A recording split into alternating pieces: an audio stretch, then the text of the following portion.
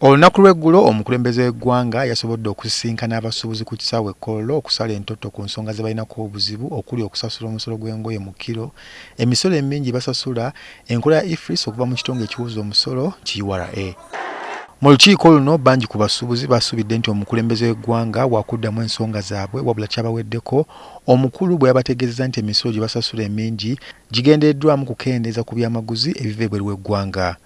Ku nkola ya IFRIS yamaliza ng'asabye abasuubuzi okugikozesa nga batalina busobozi kugula buuma bagiteeke ku masimu gaabwe. Kati ebibiina ebitaba abasuubuzi kikasita ne FUTA bagamba nti ebyavudde mu lukiiko luno byabamazeemu amaanyi.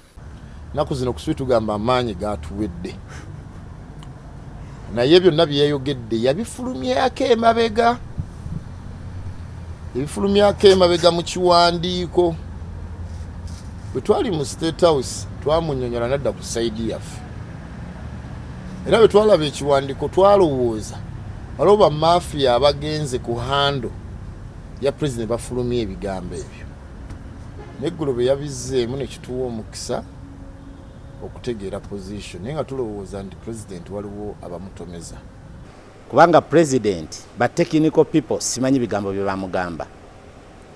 Twenyamidde nnyo nga President agamba nti tamanyi na kumanya nti omuntu okozesa IFRIS ate alina kubeera ng'ali ku internet. Ekyo kyatwenyamizza nnyo. Thaddeus Musoke ssentebe wa Kasiita asabye wabeerewo akakiiko akagatta abasuubuzi ne gavumenti okusobola okumalawo obumulumulu. Abakulembeze abasuubuzi ne bakiikirirwa ne gavumenti nekola ki. Ne balaba ebintu bino bisobola okujjizibwa. President tasobola kubanga buli kimu yakitegeera. Tulina okubanga tusobola okumuyambako. Tasobola kuba nti buli kimu yajja okukisalawo ddala ekisembayo. Ky'omukisa omulungi agezaako okuwuliriza. Naye oluusi waliwo n'ebimu bye tumunnyonnyola ng'olaba wano we yasibira. John Kabanda ssentebe wa FUTA agamba nti enkola ya IFRIS egira ekyayimiriziddwa okukola. Katugamba nti mu mbeera eno kati IFRIS esooke eyimiriremu kubanga bagikolera amawanga agali modani. Siri n'eggwanga lyaffe kubanga bizinesi muziraba zakweyiyanya kitagambika. Baganda baffe ne bannyinaffe abali mu maduuka abatali ba manufacturers abagikozesezzaako bagudde. Kati ate abagudde be babagagga naye saawa zino bizinesi bazivuddemu. So standi yaffe ekyali nti IFRIS asigalewo mu ba manufacturers abamutegeera.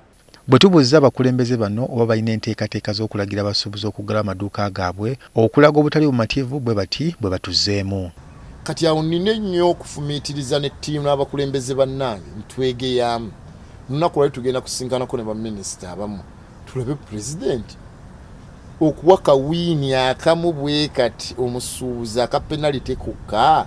Tukowoola bannayuganda mwenna nti mugule emmere musitookinga emmere kubanga tugenda kulangirira okutandika okuggala amaduuka gaffe essaawa yonna kasita tuva mu lukiiko lw'abakulembeze. Kino nsuubira kijja kutwala emyezi 2. Thaddeus Musoke ssentebe wa Kasiita agamba nti baakuddamu okwogerezeganya n'omukulembeze w'eggwanga okulaba nga basalawo eggoyo ku nsonga zaabwe ezibasoomozezza mu busuubuzi. Kubanga buli tusinkana waliwo byayongera okutegeera ate era tusuubira nti waliwo n'ebimu byabatamanyi.